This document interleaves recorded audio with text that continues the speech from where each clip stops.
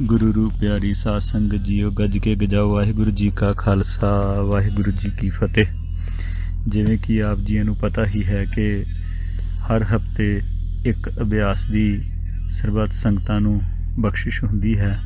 ਸੋ ਜਿਸ ਬਖਸ਼ਿਸ਼ ਨੂੰ ਆਪਾਂ ਕਮਾਉਣ ਦੀ ਕੋਸ਼ਿਸ਼ ਕਰਦੇ ਹਾਂ, ਸੋ ਜੋ ਵੀ ਉਸ ਦੇ ਵਿੱਚੋਂ ਰੰਗ ਮਾਨਣ ਨੂੰ ਮਿਲੇ ਜਾਂ ਜੋ ਵੀ ਉਸ ਦੀ ਸਮਝ ਆਵੇ, ਉਹ ਫਿਰ ਇੱਕ ਹਰ ਹਫ਼ਤੇ ਇੱਕ ਦੂਜੇ ਨਾਲ ਸ਼ੇਅਰ ਕਰਨ ਦੀ ਕੋਸ਼ਿਸ਼ ਕਰਦੇ ਹਾਂ। ਸੋ ਇਸ ਹਫ਼ਤੇ ਦਾ ਅਭਿਆਸ ਜੋ ਗੁਰੂ ਪਿਤਾ ਨੇ ਰਹਿਮਤ ਕਰਕੇ ਟੁੱਟ ਕੇ ਬਖਸ਼ਿਸ਼ ਕਰਕੇ ਸਾਨੂੰ ਬਖਸ਼ਿਸ਼ ਕੀਤਾ, ਸੋ ਕੋਸ਼ਿਸ਼ ਕਰਦੇ ਹਾਂ ਜਿੰਨੀ ਕੁ ਵੀ ਸਮਝ ਆ ਸਕੇ ਉਹ ਆਪ ਜੀਆਂ ਨਾਲ ਸਾਂਝ ਪਾਉਣ ਦੀ ਕੋਸ਼ਿਸ਼ ਕਰਦੇ ਹਾਂ। ਗੁਰੂ ਪਿਤਾ ਇਸ ਅਭਿਆਸ ਵਿੱਚ ਸਮਝਾਉਂਦੇ ਹਨ। ਪੌੜੀ। ਭਗਤ ਤੇਰੇ ਮਨ ਭਾਵਦੇ, ਦਰ ਸੋਹਨ ਕੀਰਤ ਗਾਵਦੇ। ਸੋ ਜਦੋਂ ਇਸ ਅਭਿਆਸ ਨੂੰ ਵੇਖੀਦਾ ਹੈ ਅਤੇ ਜਦੋਂ ਗੁਰੂ ਪਿਤਾ ਤੋਂ ਪੁੱਛੀਦਾ ਹੈ ਕਿ ਗੁਰੂ ਪਿਤਾ ਜੀ, ਭਗਤ ਤੇਰਾ ਮਨ ਭਾਵਦੇ, ਕਿ ਗੁਰੂ ਪਿਤਾ ਜੀ ਉਹ ਕਿਹੜੇ ਭਗਤ ਆ ਜਿਹੜੇ ਤੇਰੇ ਮਨ ਨੂੰ ਭਾਉਂਦੇ ਨੇ। ਗੁਰੂ ਪਿਤਾ ਜੀ ਉਹ ਕਿਹੜੇ ਭਗਤ ਨੇ ਜਿਹੜੇ ਆਪ ਜੀਆਂ ਨੂੰ ਭਾਉਂਦੇ ਨੇ। ਸੋ ਫਿਰ ਗੁਰੂ ਪਿਤਾ ਜੀ ਦੇ ਅੱਗੇ ਜਦੋਂ ਬੇਨਤੀ ਰੱਖੀ ਦੀ ਹੈ ਅਤੇ ਗੁਰੂ ਪਿਤਾ ਜੀ ਫਿਰ ਨਾਲ ਹੀ ਫਿਰ ਅਗਲੇ ਪੰਕਤੀਆਂ ਵਿੱਚ ਬਿਆਨ, ਇਸੇ ਹੀ ਪੰਕਤੀ ਵਿੱਚ ਬਿਆਨ ਕਰਦੇ ਨੇ ਕਿ ਉਹ ਭਾਉਂਦੇ ਨੇ ਜਿਹੜੇ ਕਿ ਦਰ ਸੋਹਨ ਕੀਰਤ ਗਾਵਦੇ, ਕਿ ਜਿਹੜੇ ਮੈਨੂੰ ਸੋਹਣੇ ਲੱਗਦੇ ਨੇ, ਜਿਹੜੇ ਮੇਰੇ ਦਰ 'ਤੇ ਰਹਿੰਦੇ ਨੇ, ਜਿਹੜੇ ਉਹ ਕੀਰਤ ਗਾਵਦੇ, ਜਿਹੜੀ ਉਹ ਗੁਰੂ ਦੀ ਕੀਰਤ, ਜਿਹੜੇ ਉਹ ਅਕਾਲ ਪੁਰਖ ਦੀ ਉਸਤਤ ਕਰਦੇ ਨੇ, ਜਿਹੜੇ ਹਮੇਸ਼ਾ ਹੀ ਬਾਣੀ ਵਿੱਚ ਰਹਿੰਦੇ ਨੇ, ਜਿਹੜੇ ਹਮੇਸ਼ਾ ਹੀ ਉਸ ਦੀ ਸਲਾਹਤ ਵਿੱਚ ਰਹਿੰਦੇ ਨੇ, ਜਿਹੜੇ ਹਮੇਸ਼ਾ ਹੀ ਉਸ ਨੂੰ ਉਹ ਜਿਹੜੇ ਉਹਦੀ ਕੀਰਤ ਨੂੰ ਉਹੋ ਹੀ ਭਾਉਂਦੇ ਨੇ, ਗੁਰੂ ਪਿਤਾ ਨੂੰ, ਜਿਹੜੇ ਉਹਦੇ ਦਰ ਸੋਹਨ ਕੀਰਤ ਗਾਉਂਦੇ ਨੇ। ਸੋ ਗੁਰੂ ਪਿਤਾ ਜੀ ਇਹ ਭਗਤ, ਕਿਹੜੇ ਭਗਤ ਜਿਹੜੇ ਆਪ ਜੀ ਨੂੰ ਭਾਉਂਦੇ ਨੇ, ਉਹ ਭਗਤ ਕਿਹੜੇ ਹਨ ਭਗਤ। ਸੋ ਗੁਰੂ ਪਿਤਾ ਜੀ ਉਹ ਇੰਨੀ ਕੁ ਫਿਰ ਵਿੱਚੋਂ ਹੀ ਸੋਝੀ ਬਖਸ਼ਦੀ ਵੀ ਉਹਨਾਂ ਭਗਤਾਂ ਦੀ ਗੱਲ ਕਰਦੇ ਨੇ ਜਿਹੜੇ ਆਪਣੇ ਭਾਵ ਨੂੰ ਛੱਡ ਦਿੰਦੇ ਨੇ, ਜਿਹੜੇ ਆਪਣੀ ਮੈਂ ਮੇਰੀ ਨੂੰ ਛੱਡ ਦਿੰਦੇ ਨੇ, ਜਿਹੜੇ ਸਿਰਫ ਅਤੇ ਸਿਰਫ ਇੱਕ ਉਸ ਨੂੰ ਹੀ ਵੇਖਦੇ ਨੇ ਅਤੇ ਉਸ ਨੂੰ ਹੀ ਗਾਉਂਦੇ ਨੇ ਅਤੇ ਉਸ ਨੂੰ ਹੀ ਮਾਣਦੇ ਨੇ। ਉਹਨਾਂ ਭਗਤਾਂ ਦੀ ਗੱਲ ਕਰਦੇ ਨੇ ਗੁਰੂ ਪਿਤਾ। ਅਤੇ ਗੁਰੂ ਪਿਤਾ ਕਹਿੰਦੇ ਨੇ ਦਰ ਸੋਹਨ ਕੀਰਤ ਉਹੀ ਗਾ ਸਕਦੇ ਨੇ, ਉਹੀ ਦਰ 'ਤੇ ਆਸ ਕੇ ਉਹੀ ਸੋਹਣੇ ਲੱਗਣਗੇ ਜਿਹੜੇ ਆਪਣੇ ਭਾਵ ਨੂੰ ਛੱਡੇ। ਸੇ ਜਿਵੇਂ ਕਿ ਗੁਰੂ ਪਿਤਾ ਇਹ ਵੀ ਸਮਝਾਉਂਦੇ ਸਨ ਕਿ ਜਿਸ ਤਰ੍ਹਾਂ ਖਾਲਸਾ ਜੀ ਹੁਣੀ ਸਮਝਾਉਂਦੇ ਨੇ ਕਿ ਸਗਲ ਦੁਆਰ ਕੋ ਛੱਡ ਕੇ ਗਇਓ ਤੁਹਾਰੋ ਦੁਆਰ, ਵੀ ਦਰ ਕਿਹੜਾ। ਗੁਰੂ ਪਿਤਾ ਉਹ ਕਿਹੜਾ ਦਰ ਜਿੱਥੇ ਸੋਹਨ ਕੀਰਤ ਗਾਵਦੇ, ਵੀ ਜੇ ਉਹ ਕਿਹੜਾ ਦਰ ਨਾ। ਸੋ ਜਦੋਂ ਵੇਖੀਦਾ ਹੈ ਅਤੇ ਇੰਝ ਲੱਗਦਾ ਹੈ ਕਿ ਜਿਵੇਂ ਕਿ ਜਿਹੜਾ ਸਗਲ ਦੁਆਰ ਨੂੰ ਛੱਡ ਕੇ ਉਹ ਇੱਕ ਦੁਆਰ 'ਤੇ ਚੱਲ ਜੇ। ਉਹ ਇੱਕੋ ਹੀ ਦੁਆਰ ਕਿਹੜਾ ਹੈ, ਉਹ ਹੈ ਭਾਣੇ ਦਾ। ਉਹ ਇੱਕੋ ਦੁਆਰ ਕਿਹੜਾ ਹੈ, ਉਹਦੀ ਰਜਾ ਦਾ। ਉਹ ਇੱਕੋ ਦੁਆਰ ਕਿਹੜਾ ਹੈ ਜਿੱਥੇ ਉਹਨੂੰ ਮੰਨਣਾ ਹੈ, ਜਿੱਥੇ ਵਸਮਾਦ ਹੀ ਵਸਮਾਦ ਹੈ, ਜਿੱਥੇ ਕੋਈ ਬੋਲ ਨਹੀਂ ਰਹਿ ਜਾਂਦੇ।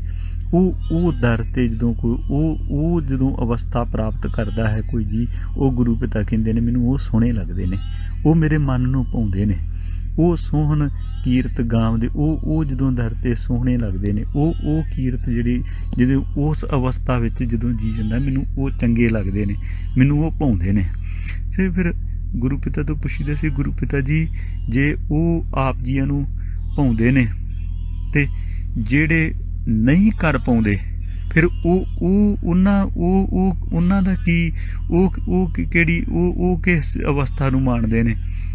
ਗੁਰੂ ਪਿਤਾ ਜੀ ਇੱਕ ਤਾਂ ਹੋ ਗਏ ਕਿ ਜਿਹੜੇ ਆਪ ਜੀਆਂ ਨੂੰ ਸਲਾਹੁੰਦੇ ਨੇ, ਆਪ ਜੀਆਂ ਦਾ ਨਾਮ ਜਪਦੇ ਨੇ, ਸੋ ਆਪ ਜੀਆਂ ਨੂੰ ਜਿਹੜੀ ਮੈਂ ਮੇਰੀ ਨੂੰ ਛੱਡ ਦਿੰਦੇ ਨੇ ਕੁਝ, ਉਹ ਤੇ ਆਪ ਜੀਆਂ ਦੇ ਦਰ 'ਤੇ ਸੋਹੰਦੇ ਨੇ, ਉਹ ਸ਼ੋਭਦੇ ਨੇ। ਪਰ ਦੂਸਰਿਆਂ ਜੀਆਂ ਦੇ ਵੀ ਬਾਰੇ ਗੁਰੂ ਪਿਤਾ ਜੀ ਫਿਰ ਉਹ ਉਹਨਾਂ ਦਾ ਕੀ ਕਰਮ ਹੋਇਆ। ਫਿਰ ਗੁਰੂ ਪਿਤਾ ਅਗਲੀ ਪੰਕਤੀ 'ਚ ਫਿਰ ਇਹੋ ਸਮਝਾਉਂਦੇ ਸੀ ਕਿ ਨਾਨਕ ਕਰਮਾਂ ਬਾਹਰੇ, ਦਰ ਢੋਈ ਨਾ ਲਹਿਨੀ ਤਾਂਦੇ, ਕਿ ਉਹ ਗੁਰੂ ਪਿਤਾ ਕਹਿੰਦੇ ਨੇ ਕਿ ਉਹ ਕਰਮਾਂ ਤੋਂ ਬਾਹਰੇ ਰਹਿ ਗਏ। ਕਿਹੜੇ ਕਰਮਾਂ ਤੋਂ? ਜਿਹੜੇ ਕਰਮ ਉਹ ਭਗਤ ਸੋਹੰਦੇ ਨੇ, ਜਿਹੜੇ ਕਰਮ ਕਰਕੇ ਉਹ ਕਰਮਾਂ ਤੋਂ ਬਾਹਰੇ ਰਹਿ ਗਏ। ਉਹ ਭਗਤ ਕਿਹੜੇ ਕਰਮਾਂ ਤੋਂ ਸੋਹੰਦੇ ਸੀ? ਜਿਵੇਂ ਕਿ ਹੁਣੇ ਆਪਾਂ ਵਿਚਾਰ ਕਰਦੇ ਸੀ ਕਿ ਉਹ ਭਗਤ ਸੋਹੰਦੇ ਨੇ ਕਿ ਜਿਹੜੇ ਉਹਦੇ ਭਾਣੇ ਦੇ ਭਗਤ ਨੇ, ਜਿਹੜੀ ਉਹਦੀ ਰਜਾ ਦਾ ਗੁਰਸਿੱਖ ਵਾ, ਸਿੱਖ ਉਹੀ ਆ ਜਿਹੜੇ ਉਹਦਾ ਭਾਣੇ ਦਾ, ਉਹਦੀ ਰਜਤ ਵਾ, ਜਿਹੜਾ ਹਰ ਵੇਲੇ ਉਹਦੇ ਕੋਲੋਂ ਕੁਝ ਸਿੱਖਦਾ ਆ, ਜਿਹੜਾ ਹਰ ਵੇਲੇ ਆਪਣੀ ਮੈਂ ਮੇਰੀ ਨੂੰ ਛੱਡਦਾ ਆ, ਉਹੀ ਸਿੱਖ ਵਾ। ਤੇ ਇਹ ਕਰਮਾਂ ਤੋਂ ਜਿਹੜੇ ਬਾਹਰੇ ਰਹਿ ਗਏ ਉਹਨਾਂ ਦੀ ਗੁਰੂ ਪਿਤਾ ਹੁਣ ਗੱਲ ਕਰਦੇ ਨੇ।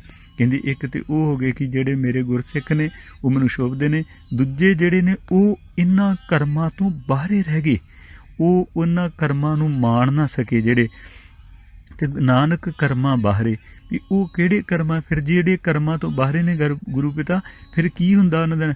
ਗੁਰੂ ਪਿਤਾ ਕਹਿੰਦੇ ਦਰ ਢੋਈ ਨਾ ਲਹਿਨੀ ਧਾਮ ਦੇ, ਕਿ ਉਹ ਉਸ ਦਰ ਦੀ ਢੋਈ ਨਹੀਂ ਲੈਣੇ।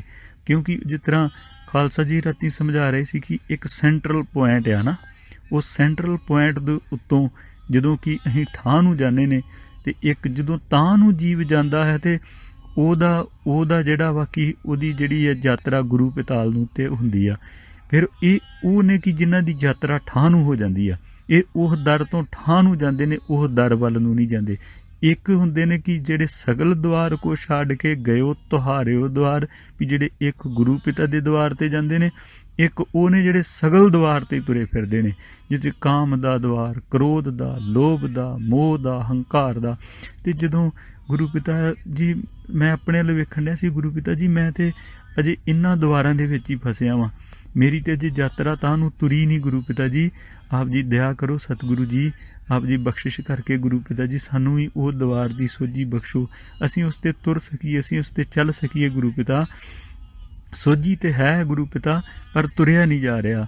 ਸੋ ਇਹ ਸੰਗਤ ਦੇ ਚਰਨਾਂ ਵਿੱਚ ਬੇਨਤੀ ਵੀ ਹੈ ਕਿ ਗੁਰੂ ਪਿਤਾ ਜੀ ਅੱਗੇ ਅਰਦਾਸ ਕਰਨਾ ਕਿ ਗੁਰੂ ਪਿਤਾ ਜੀ ਸਾਨੂੰ ਬਲ ਬਖਸ਼ੋ, ਸਾਨੂੰ ਰਹਿਮਤ ਬਖਸ਼ੋ, ਜਿਹੜੇ ਦੁਆਰ 'ਤੇ ਆਪ ਜੀ ਖੜਨਾ ਚਾਹੁੰਦੇ ਹੋ ਅਸੀਂ ਉਸ 'ਤੇ ਤੁਰ ਸਕੀਏ, ਉਸ 'ਤੇ ਚੱਲ ਸਕੀਏ ਗੁਰੂ ਪਿਤਾ ਜੀ। ਪਰ ਮੇਰੇ ਕੋਲੋਂ ਉਸ ਦਰ 'ਤੇ ਨਹੀਂ ਤੁਰਿਆ, ਉਸ ਦਰ ਵੱਲ ਨਹੀਂ ਤੁਰ, ਮੈਂ ਅਜੇ ਸਗਲ ਦੁਆਰ ਨਹੀਂ ਛੱਡੇ, ਮੈਂ ਤੇ ਆਪਣੇ ਬਹੁਤ ਤਰ੍ਹਾਂ ਦੇ ਦੁਆਰ ਨੂੰ ਅਜੇ ਧਾਰਨ ਕਰਕੇ ਬੈਠਾ ਹਾਂ।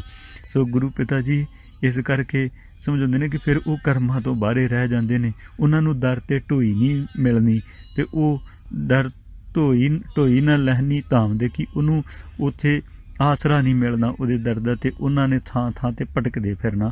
ਸੋ ਗੁਰੂ ਪਿਤਾ ਜੀ ਉਹ ਦੇ ਅੱਗੇ ਅਰਦਾਸ ਹੀ ਬੇਨਤੀ ਕਰਨੀ ਕਿ ਗੁਰੂ ਪਿਤਾ ਜੀ ਸਭਨਾਂ ਨੂੰ ਆਪਣਾ ਨਾਮ ਦਾ ਰੰਗ ਬਖਸ਼ਿਓ ਸਤਿਗੁਰੂ, ਆਪਣਾ ਪ੍ਰੇਮ ਬਖਸ਼ੋ ਸਤਿਗੁਰੂ, ਆਪਣਾ ਨਾਮ ਬਖਸ਼ੋ ਸਤਿਗੁਰੂ, ਆਪਾਂ ਵੱਧ ਤੋਂ ਵੱਧ ਆਪ ਜੀ ਜਿਸ ਜਗ੍ਹਾ 'ਤੇ ਸਾਨੂੰ ਵੇਖਣਾ ਚਾਹੁੰਦੇ ਹੋ ਅਸੀਂ ਉਸ ਨਾਲ ਨੂੰ ਤੁਰ ਸਕੀਏ, ਅਸੀਂ ਕਮਾ ਸਕੀਏ ਸਤਿਗੁਰੂ ਉਸ ਨੂੰ। ਫਿਰ ਗੁਰੂ ਪਿਤਾ ਕਹਿੰਦੇ ਨੇ ਕਿ ਗੁਰੂ ਪਿਤਾ ਜੀ ਇੱਕ ਜਿਹੜੇ ਦਰ 'ਤੇ, ਫਿਰ ਜਿਹੜੇ ਆਪ ਜੀ ਦੇ ਦਰ 'ਤੇ ਨਹੀਂ ਆਉਂਦੇ, ਜਿਹੜੇ ਬਹੁਤ ਦਰਾਂ 'ਤੇ ਤੁਰੇ ਫਿਰਦੇ ਨੇ, ਇਹਨਾਂ ਵਿਸ਼ਿਆਂ ਵਕਾਰਾਂ ਦੇ ਦਰਾਂ ਵਿੱਚ ਹੀ ਤੁਰੇ ਫਿਰਦੇ ਨੇ, ਤੇ ਗੁਰੂ ਪਿਤਾ ਜੀ ਉਹ ਫਿਰ ਉਹ ਕਿਉਂ ਉਹਨਾਂ ਦਰਾਂ 'ਤੇ ਤੁਰੇ ਫਿਰਦੇ ਨੇ, ਕਿਉਂ ਨਹੀਂ ਆਪ ਜੀਆਂ ਵੱਲ ਨੂੰ ਤੁਰਦੇ? ਤੇ ਗੁਰੂ ਪਿਤਾ ਜੀ ਕਹਿੰਦੇ ਨੇ ਕਿ ਉਹਨਾਂ ਦਾ ਕਾਰਨ ਇੱਕੋ ਹੀ ਆ ਕਿ ਇੱਕ ਮੂਲ ਨਾ ਬੁੱਝਣ ਆਪਣਾ, ਇੱਕ ਮੂਲ ਨਾ ਬੁੱਝਣ ਆਪਣਾ। ਉਹ ਆਪਣਾ ਜਿਹੜਾ ਵਾ ਉਹ ਆਪਣਾ ਮੂਲ ਭਾਵ ਨਹੀਂ ਬੁੱਝ ਪਾਉਂਦੇ, ਉਹ ਆਪਣੇ ਆਪ ਨੂੰ ਨਹੀਂ ਵੇਖ ਪਾਉਂਦੇ ਕਿ ਮੈਂ ਕਿਉਂ ਇਸ ਸੰਸਾਰ 'ਤੇ ਆਇਆ, ਮੈਂ ਕਾਹਦੇ ਲਈ ਆਇਆ, ਮੈਂ ਕਿਸ ਕਰਮ ਲਈ ਆਇਆ।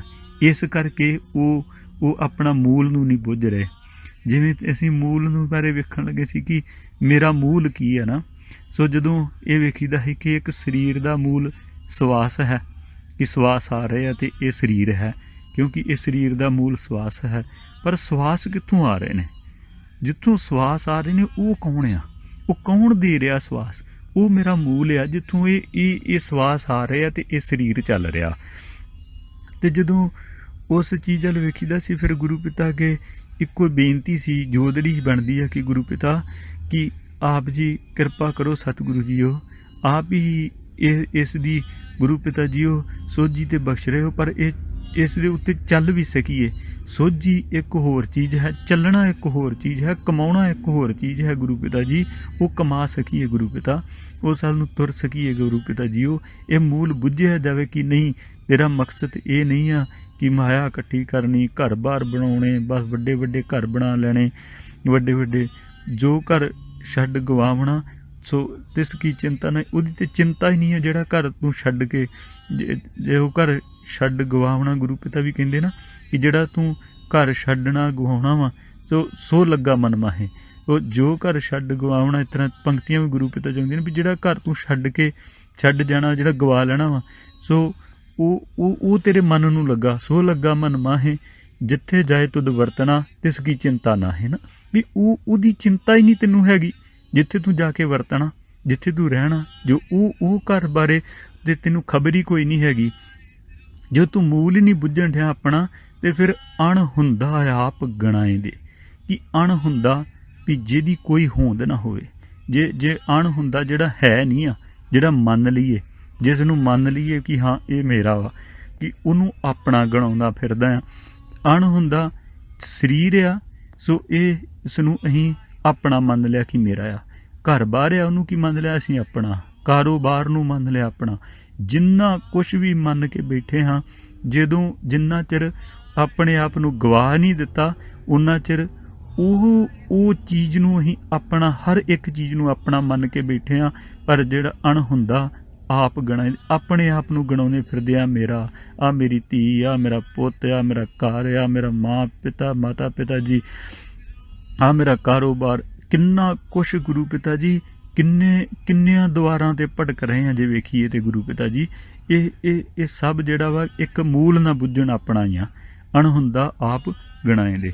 ਇੱਕ ਉਹ ਵੀ ਜੀ ਨੇ ਜਿਹੜੇ ਉਹ ਇਹਨਾਂ ਚੀਜ਼ਾਂ 'ਚ ਰਹਿ ਕੇ ਉਹਨੂੰ ਮਾਣਦੇ ਨੇ, ਉਹਦਾ ਕਰਕੇ ਜਾਣਦੇ ਨੇ। ਸੋ ਆਪਣੀ ਸੇਵਾ ਸਮਝ ਕੇ ਨਿਭਾ ਕੇ ਸੰਸਾਰ ਤੋਂ ਚਲੇ ਜਾਂਦੇ ਨੇ। ਇੱਕ ਜਦੋਂ ਮੈਂ ਆਪਣੇ ਵੱਲ ਵੇਖਣਾ ਤੇ ਮੈਨੂੰ ਇਤਨਾ ਲੱਗਦਾ ਕਿ ਨਹੀਂ, ਮੈਂ ਸੇਵਾ ਨਹੀਂ, ਮੈਂ ਤੇ ਆਪਣਾ ਸਮਝ ਕੇ ਇੰਨੀ ਭੱਜ ਨੱਠ ਦੌੜ ਕਿੰਨਾ ਕੁਛ ਕਰੀਦਾ। ਤੇ ਗੁਰੂ ਪਿਤਾ ਇਹ ਆਪਣਾ ਆਪ ਨੂੰ ਗਣਾਉਣੀ ਆ। ਸੋ ਗੁਰੂ ਪਿਤਾ ਦਇਆ ਕਰੋ ਸਤਿਗੁਰੂ ਜੀਓ, ਇਹ ਜੋ ਆਪ ਜੀ ਸਮਝਾ ਰਹੇ ਹੋ, ਇਹ ਉਹਦੇ ਤੋਂ ਉਸ ਰਸਤੇ ਨੂੰ ਅਪਣਾ ਸਕੀਏ ਸਤਿਗੁਰੂ ਜੀਓ। ਸੋ ਗੁਰੂ ਪਿਤਾ ਫਿਰ ਬੇਨਤੀ ਕਰੀ ਦੀ, ਗੁਰੂ ਪਿਤਾ ਇੱਕ ਜੋ ਅਣ ਹੁੰਦਾ ਆਪ ਗਣਾਏ ਦੇ ਨਾ, ਇੱਕ ਮੂਲ ਨਾ ਬੁੱਝਣ ਆਪਣਾ, ਅਣ ਹੁੰਦਾ ਆਪ ਗਣਾਏ ਦੇ। ਸੋ ਇੱਕ ਉਹ ਹੋ ਗਏ ਕਿ ਜਿਹੜੇ ਗੁਰੂ ਪਿਤਾ ਕਹਿੰਦੇ ਨੇ ਆਪਣੇ ਆਪ ਨੂੰ ਗਣਾਉਂਦੇ ਨੇ। ਸੋ ਫਿਰ ਜਦੋਂ ਦੋਵੇਂ ਚੀਜ਼ਾਂ ਦੇ ਦੋਵਾਂ ਜੀਵਨਾਂ ਨੂੰ ਵੇਖੀਦਾ ਕਿ ਇੱਕ ਉਹ ਨੇ ਜਿਹੜੇ ਗੁਰੂ ਪਿਤਾ ਤੇ ਛੱਡ ਕੇ ਤੁਰਦੇ ਨੇ, ਇਹ ਉਹ ਗੁਰੂ ਪਿਤਾ ਦੇ ਦਰ ਤੇ ਸੌਂਪਦੇ ਨੇ। ਇੱਕ ਉਹ ਨੇ ਕਿ ਜਿਹੜੇ ਆਪਣੇ ਆਪ ਨੂੰ ਗਣਾਉਂਦੇ ਨੇ ਤੇ ਉਹ ਕਰਮਾਂ ਤੋਂ ਬਾਹਰੇ ਜਿਹੜੇ ਰਹਿ ਜਾਂਦੇ ਨੇ। ਸੋ ਜਦੋਂ ਦੋਵਾਂ ਚੀਜ਼ਾਂ ਨੂੰ ਦੋਵਾਂ ਜੀਆਂ ਨੂੰ ਵੇਖੀਏ ਕਿ ਇੱਕ ਬੰਨੇ ਮੈਂ ਆਪਣੇ ਆਪ ਨੂੰ ਵੇਖਾਂ, ਇੱਕ ਬੰਨੇ ਉਹ ਨਾਮ ਜਪਣ ਵਾਲਿਆਂ ਰੂਹਾਂ ਨੂੰ ਵੇਖਾਂ, ਉਹਨਾਂ ਸਾਧੂਆਂ ਨੂੰ, ਉਹਨਾਂ ਸੰਤਾਂ ਨੂੰ ਵੇਖਾਂ।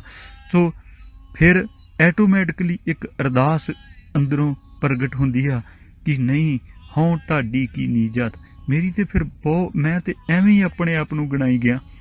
ਹਉ ਢਾਡੀ ਕੀ ਨੀਚ ਜਾਤ, ਹੋਰ ਉੱਤਮ ਜਾਤ ਸਦਾਏ ਦੇ।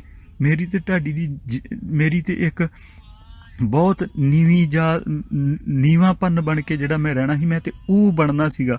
ਉਹ ਇੱਕ ਵਡਿਆਈ ਜੋ ਹਉ ਵੀ ਮੈਂ ਉਹ ਤੇਰੀ ਵਡਿਆਈ ਜਿਹੜੀ ਸੀਗੀ ਕੀ ਕਰਨ ਵਾਲਾ ਵਾਂ, ਮੈਨੂੰ ਤੇ ਉਹ ਵਡਿਆਈ ਕਰਨੀ ਚਾਹੀਦੀ ਸੀ ਤੇਰੀ।